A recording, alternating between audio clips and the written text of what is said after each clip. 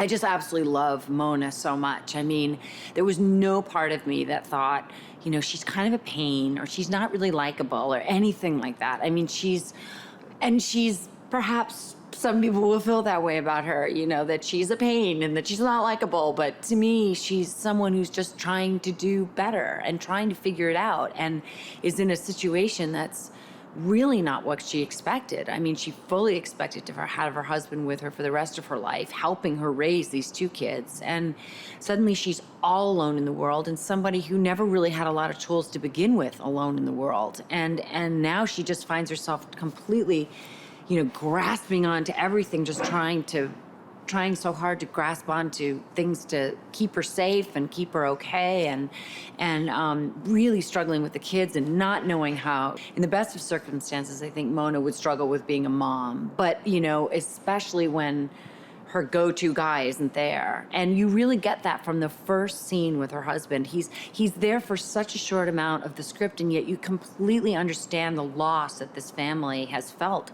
from the loss of this guy who just was sort of that perfect father, perfect husband, able to be a cheerleader and also say hard things and also be a support. I mean, it's pretty remarkable that she was able to.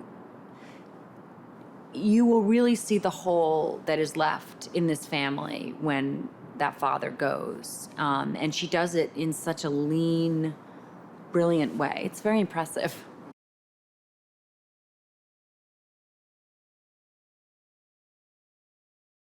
All really great humor comes from pain and, trying to put a game face on pain. I mean, to me, that's funny, to really be in agony, to see someone in a lot of agony and just trying to get through is hilarious, and I think it's hilarious because we relate so much. But we talked a lot, Kelly and I talked a lot about,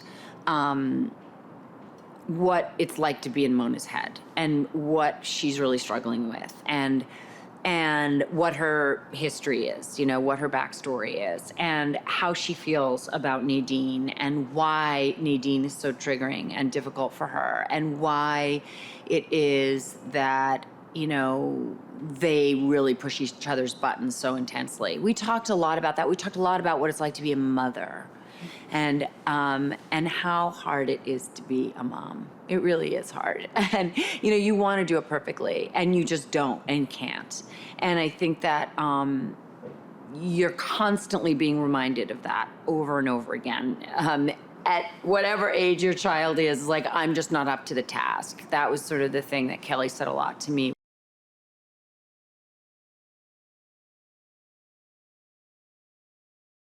I think that Darian reacts by being uber responsible and the parentified child, and